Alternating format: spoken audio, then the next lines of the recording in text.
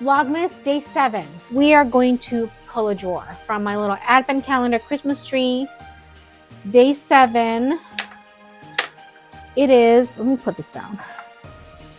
Today is a wild card, which means I didn't know what I was going to talk about. You guys already know because the title says it all. We're going to talk about how my plant style has evolved over the years and what I've learned. So we're going to sit down and chat because I have my tea.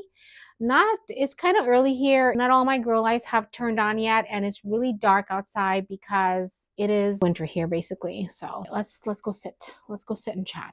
Lately, I've been thinking a lot about my plant journey and how it's changed over the years, how I've changed along with my taste in plants have changed. When I first got into houseplants, I wanted every plant that I could afford. I wanted to try every trend. I wanted to try all the trendy things like doing moss poles, and what else did I try to do?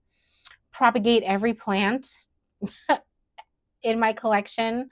No. My plant journey has changed over the years, and I bet you if you take a look at yourself, you'll realize your plant journey has changed as well. But now I'm learning that I don't need every plant to enjoy this plant journey that I'm on. Admiring a plant on Instagram doesn't mean it belongs in my house. And it doesn't mean that the plant will even do well in my house. I've learned that I'm my best with a plant when it actually matches my lifestyle and not my wish list. There are some wish list plants I have in my wish list that it doesn't match my budget for one thing, which most wish list plants do.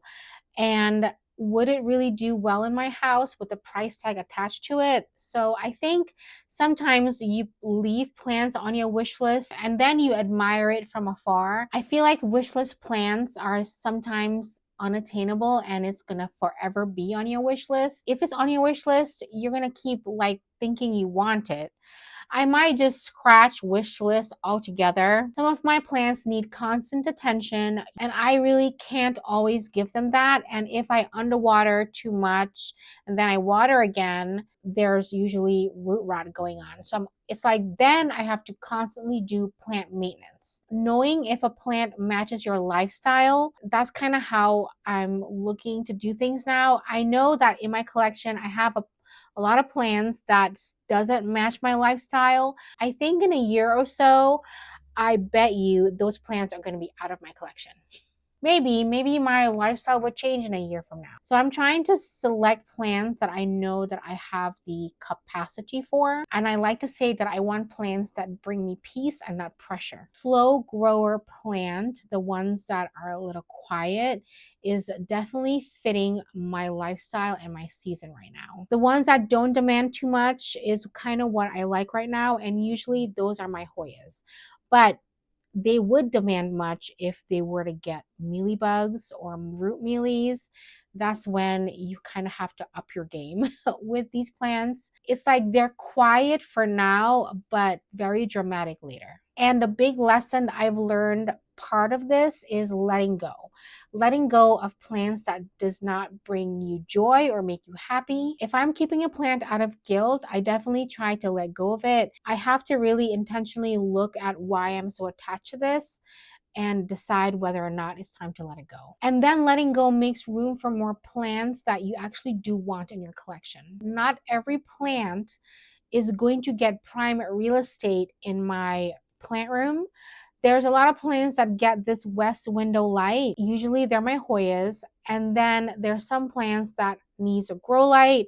Some plants actually don't have grow lights, but near a north window.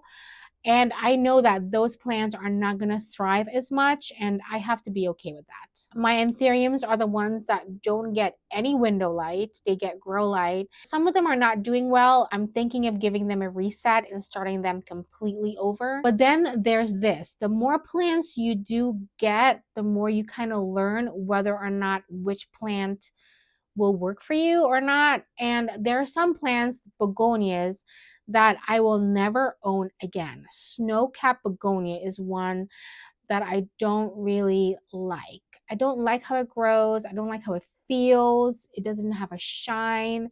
It's just not my kind of begonia. I'll have an opportunity to try that again if I wanted to, but it's probably not going to be for a long while. The more plants you get, the more you understand what type of plant parent you are. As of right now, as of today of filming, I know I am just not into alocasias. I have some. I don't think they're for me. They're too much of a high maintenance plant. Too much. Every time you repot them, they throw a fit. Every substrate I use or semi-hydro I use, they throw a fit. I just don't have time for that. It's so funny. Begonias are kind of high maintenance, but for me, they're low maintenance because all you really need to do for begonias is to give them water and prune them ever so often. That's just so much easier than an alocasia. Some people are Hoya people like me. Some people are not. Some people love those long vining plants. Then I learned I didn't have room for them. So I have now a selection of ones that need poles. And we all have a type. We just need to figure it out with mistakes and experience in your own journey. So my favorite plants now are the ones that don't fall apart when the temperature change. That is kind of where I am in my plant journey. Because we have really high temperature fluctuations here.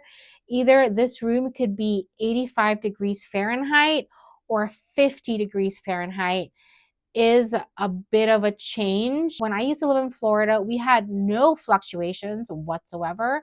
Everything was high, humid, and happy. That is why I say alocasias are not for me. And I think it has to do with my room fluctuations for alocasias. I think the temperature change is what causes my alocasias to go bye-bye. And then low maintenance does not mean boring. For one thing, string of pearls is a low maintenance plant for me. I don't do anything with that plant other than give it light and water. That's it. It grows, it looks pretty, it's so low maintenance. If a plant gets pests, that's where a lot of the work comes in.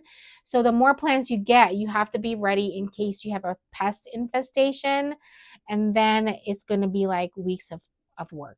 So that's where I am in the plant hobby right now, a little slower and a little bit more intentional. I think that's it. What else? Because I think there's something else I wanted to talk about.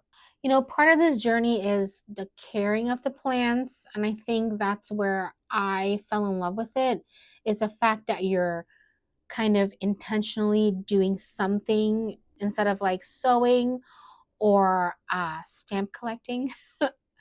You don't have to take care of the item, and that's what makes this plant journey so special.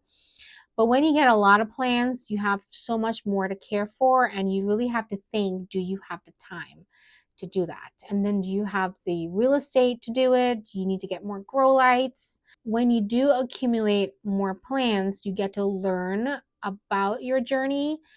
It will be really nice to have somebody next door that's into this hobby as well. Oh my gosh, if I had someone next door to me that was into this hobby as well, kind of in the same level as mine, and then we can trade off plants, we can buy beneficials and split it. That would be like a dream come true. I kind of do have someone next door. She's in a different level than me. I'm into a lot of like unusual plants that you don't really find in a store. Once spring and summer comes, she's gonna get part of my collection again because I have to prune. And that's that's another thing. When you get into this plant hobby, you're going to be okay with pruning. Oh my gosh, pruning your plants is definitely one of the things that help you kind of maintain a sustainable collection. And a lot of these prune cuttings you throw away. You don't even sell it. You don't even give it away, because if you sell it or give it away, you have to do something. That's maintenance too. So if you have the time to do all that, I mean, I give you props. I just don't have that time. Because I have a YouTube channel, I get to do some plant chores on camera, But honestly, most of my time is editing videos. So that is where a lot of my time goes.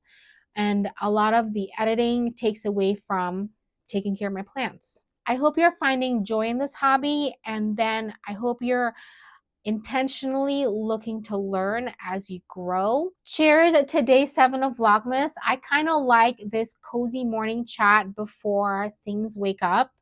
If you want to see more like this, let me know. And I'll see you tomorrow. Enjoy the rest of your day. Always remember, you are loved.